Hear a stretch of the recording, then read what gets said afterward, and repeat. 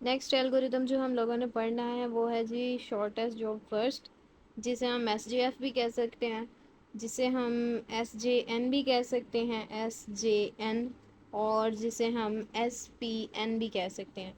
SJF का मतलब तो शॉर्टेस्ट जॉब फर्स्ट है, SJN का मतलब हमारे पास शॉर्टेस्ट जॉब नेक्स्ट है, और SPN का हमारे पास शॉर्टेस्ट प्रोसेस नेक्स्ट है। ठीक है, ये इसके दो अलग नेम हैं। अगर कोई आपको वाइवा क्वेश्चन में पूछ ले बाय चांस तो आपको पता होना चाहिए। तो शॉर्टेस्ट जॉब फर्स्ट एल्गोरिदम करता क्या है? बाय डेफिनेशन अगर देखा जाए ना, तो जो SJF है ये उन प्रोसेसेस को सिलेक्ट करता है पूरे एल्गोरिदम्स में से जिनका एग्जीक्यूशन टाइम सबसे कम होता है। ठीक है, पूरे एल्गोरिदम में अगर 3 प्रोसेसेस है ना, तो उनमें से ये वो प्रोसेस चूज करेगा जिसका सबसे कम एग्जीक्यूशन टाइम होगा। लेट्स से कि अगर किसी का बर्स्ट टाइम, ठीक है, बर्स्ट टाइम जिसका सबसे कम है, लेट्स से इसका 2 है, इसका 4 है, इसका 9 है, तो ये 2 वाले को सिलेक्ट करेगा, सबसे पहले इसको रन करेगा, देन फिर 1 को सिलेक्ट करेगा, इसे रन करेगा, एंड देन 9 को रन करेगा। यानी कि ये हमारे पास कौन सा कॉलम था? बर्स्ट का कॉलम। तो आई होप आपको समझ आ रही होगी यहाँ हमें क्या करना है। FCFS में हमने अराइवल टाइम के बेसिस पर सॉर्टिंग की थी, तो शॉर्टेस्ट जॉब फर्स्ट में हम लोग बर्स्ट टाइम की बेसिस पर सॉर्टिंग कर सकते हैं, क्योंकि इस तरह सॉर्टिंग करेंगे तो सबसे छोटे वाला खुद ब खुद पहले रन होगा, और उसके बाद उससे बड़ा, और फिर उसके बाद उससे बड़ा वाला प्रोसेस रन होगा। ठीक है, तो ये आई होप इसका आपको क्लियर हो गया होगा कि ये क्या काम करेगा। ठीक है, ये वैसे प्रिएम्प्टिव भी कभी कभी हो सकता है, और ज़्यादातर ये क्या कहते हैं, नॉन प्रिएम्प्टिव प्रिएम्पशन की तरफ भी जाता है। क्योंकि देखें, जैसे मैंने अभी आपको कहा ना कि ये सॉर्टिंग कर देगा, तो फिर बार बार इसे तोड़ना नहीं पड़ेगा आपको, ये एक ही दफ़ा उसको रन करेगा जो जिसका एग्जीक्यूशन टाइम सबसे छोटा होगा। तो इसे बार बार एक प्रोसेस को छोड़ के दूसरी की तरफ नहीं जाना पड़ेगा। तो अब इसका एल्गोरिदम देख लेते हैं। सबसे पहले हमारे पास, जैसे हम लोगों ने FCFS में किया था, वेरिएबल्स को अपने डिक्लेयर करवाना है, और वो वेरिएबल्स जो फाइंड करने हैं उनको भी देख लेना है हम लोगों ने। n नंबर ऑफ प्रोसेसेस हैं, IJ हमारे पास बबल सॉर्ट के लिए, आइट्रेटर्स हैं, और टेम्प स्वैपिंग के लिए हम लोगों को चाहिए। फिर हमने यूज़र को कहना है कि वो प्रोसेसेस को एंटर करे, उनको n में स्टोर करा लेना है, और फिर further variables like p of n, burst time of n यहाँ पर हमारे पास आएगा। उसके बाद completion time, turn around time, and waiting time.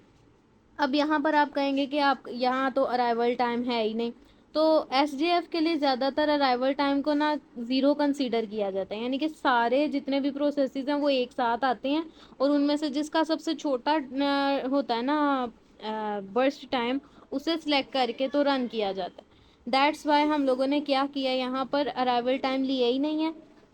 तो अराइवल टाइम नहीं लिया, उसके बाद हम लोगों ने यहाँ पर जो प्रोसेस आईडीज़ हैं उनको डिक्लेयर किए, यानी कि प्रोसेस की जो अरे है वो बारी बारी इसमें आती जाएगी, ये वैल्यू स्टोर होती जाएंगी। जब फर्स्ट टाइम आई ज़ीरो होगा तो P ऑफ ज़ीरो में क्या स्टोर होगा? 0+1 1। फिर जब आई 1 हो जाएगा तो इसमें 1+1 2 स्टोर होगा। इसी तरह P ऑफ 3 में हमारे पास क्या जाके स्टोर होगा? 3। तो ये देखो प्रोसेस 1 2 3 कौन कौन से इंडेक्स पे पड़ा है? 0 1 और 2 पे, सॉरी यहाँ 2 1 है। ठीक है, ये हमारे पास इस तरह से प्रोसेसेस पड़े होंगे। और उसके बाद हमने जो काम करना है वो ये है कि बर्स्ट टाइम जो है उसको एंटर करा लेना। अब यहाँ पर हमें अराइवल टाइम एंटर करवाने की ज़रूरत नहीं रही। अब सॉर्टिंग किसकी बेसिस पर होगी? बर्स्ट टाइम की बेस पर होगी बबल सॉर्ट ही, लेकिन किस बेस पर? बर्स्ट टाइम पर। देखें यहाँ पर भी वही वाला फॉर्मूला यूज़ हुआ है। यहाँ पर आई एक हर हर इधर n-1 किस लिए मैंने बताया था, यहाँ पर n-1 इसलिए है क्योंकि हमारे पास जो नंबर ऑफ कंपैरिजन्स होते हैं वो नंबर ऑफ एलिमेंट से एक टाइम कम होते हैं। 1 2 3 और 4, 4 कंपैरिजन है। अगर 5 एलिमेंट हैं तो 4 कंपैरिजन है। दैट्स वाई यहाँ n-1 यूज़ हुआ है। और यहाँ पर n-i-1 क्यों यूज़ हुआ है? क्योंकि हर दफ़ा एक एलिमेंट कम होता जाता है। अगर फर्स्ट टाइम में हमारे पास फर्स्ट फेज़ में अगर 5 एलिमेंट्स थे, तो सेकंड फेज़ में हमारे पास 4 एलिमेंट होंगे, थर्ड फेज़ में हमारे पास 3 रह जाएंगे, और फिर 2 और फिर 1। इस तरह से ये हमारे पास बबल सॉर्ट वर्क करती है डिफरेंट फेजेस के अंदर। तो यहाँ पर भी देखें, यहाँ पर अब अराइवल टाइम की जगह बर्स्ट टाइम आ गया। हमने बर्स्ट टाइम चेक करना है, जिसका बड़ा होगा उसके साथ हम लोग क्या करेंगे, उसे स्वैप कर देंगे। लाइक अगर ये देखें, ये प्रोसेस हैं हमारे पास, प्रोसेस नंबर 1 2 और 3 है, और ये हमारे पास इनके बर्स्ट टाइम थे 5, 2 और 9। तो उसने क्या करना है, सबसे पहले बी टी ऑफ जे को देखेगा, जिसमें हमारे पास स्टार्टर पे आई ज़ीरो है और जे भी क्या है, ज़ीरो है। तो जहाँ पर जे ज़ीरो है, दिस मीन्स के ये ज़ीरो है, इस इंडेक्स पर है। 0, 1, 2 ये इंडेक्सेस हैं, ये मैं इधर आई लिख देती हूँ शो करने के लिए। ये हमारे पास ज़ीरो पर पड़ा हुआ है। इसकी वैल्यू को चेक करेगा इसके साथ, 0 + 1 क्या हो गया, 1। यानी कि ये P of zero, sorry B T of zero है और ये बी टी ऑफ 1 है। तो बी टी ऑफ 0 पे 5 पड़ा हुआ है और बी टी ऑफ 1 पे 2 पड़ा हुआ है। तो क्या ये कंडीशन ट्रू हो रही है? जी ये ट्रू है, क्योंकि बी टी ऑफ जे जो है वो ग्रेटर देन है बी टी ऑफ जे + 1 से। तो हमने क्या करना है, इन दोनों को स्वैप कर देना है।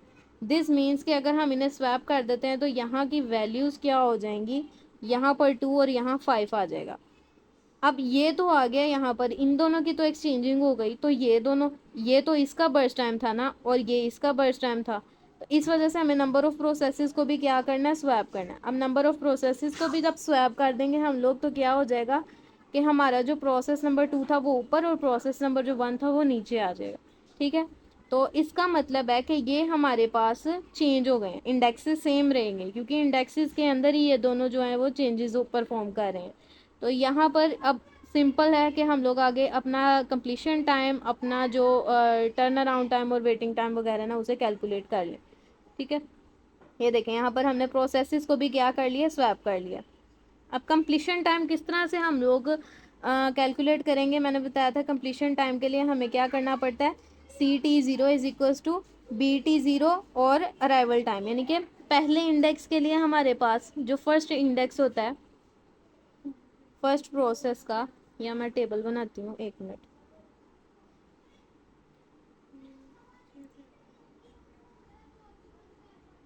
ये प्रोसेसेस हैं, ये हमारा बर्स्ट टाइम है, ये कंप्लीशन टाइम है, ये टर्न अराउंड टाइम है और यहाँ पर हमारे पास वेट टाइम है। ठीक है, अब जो हमारे पास कंप्लीशन टाइम होता है ना, ये हम लोग फाइंड करते हैं बर्स्ट टाइम में अपने अराइवल टाइम को प्रोसेस ऐड करने से। किसके लिए? सिर्फ फर्स्ट प्रोसेस के लिए।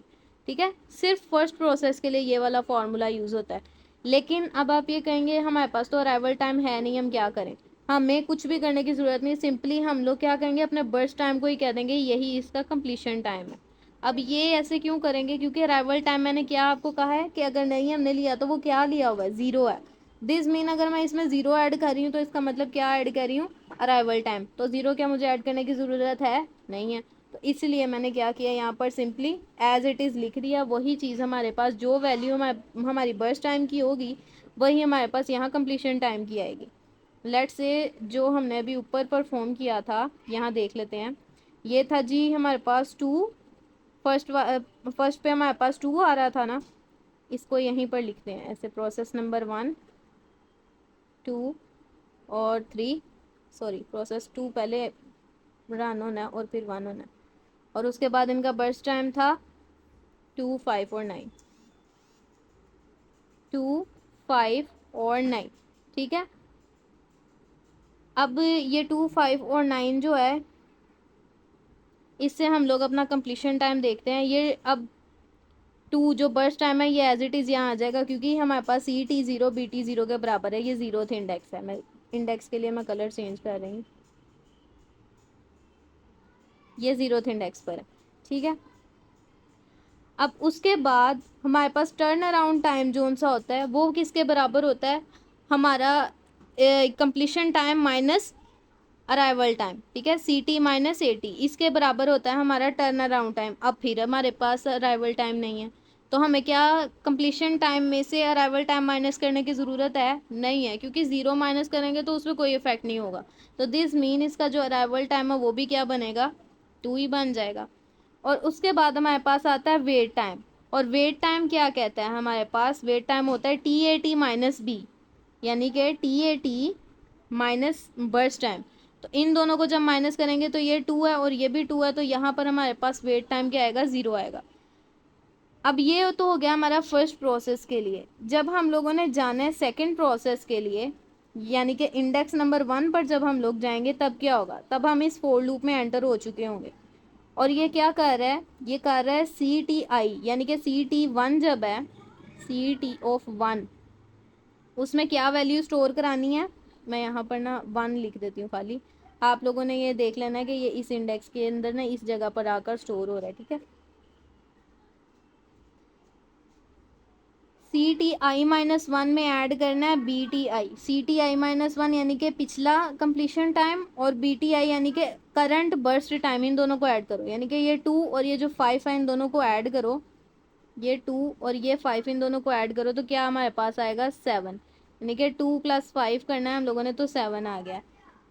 और जब टर्न अराउंड टाइम की बारी आएगी, टर्न अराउंड टाइम हमने फाइंड करना होगा, तो टर्न अराउंड टाइम के लिए भी देख लेते हैं, ये भी 1 के अंदर ही सॉल्व करते हैं। टर्न अराउंड टाइम जब 1 के लिए होगा, तो यहाँ टर्न अराउंड टाइम कैसे है, CTI ही है, जो इस वक्त अभी स्टोर हुई है वैल्यू, वही हमारी टर्न अराउंड की वैल्यू होगी।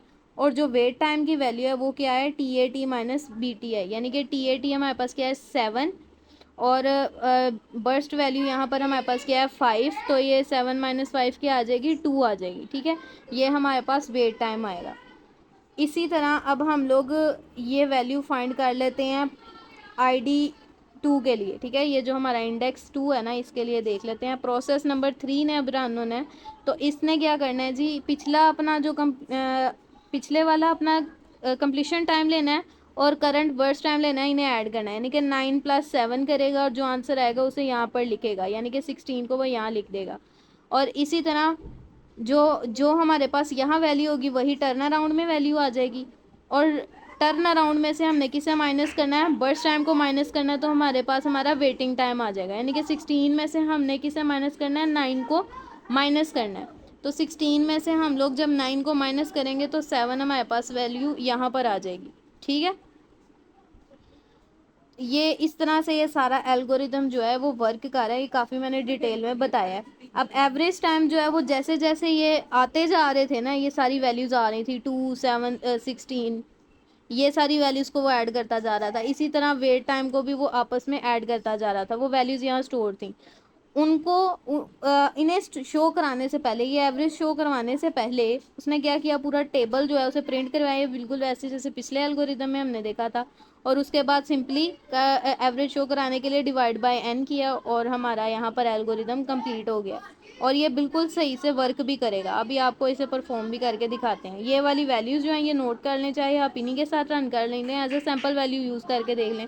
बाकी चाहे आप लोग खुद भी इसे ड्राई रन करके देख सकते हैं।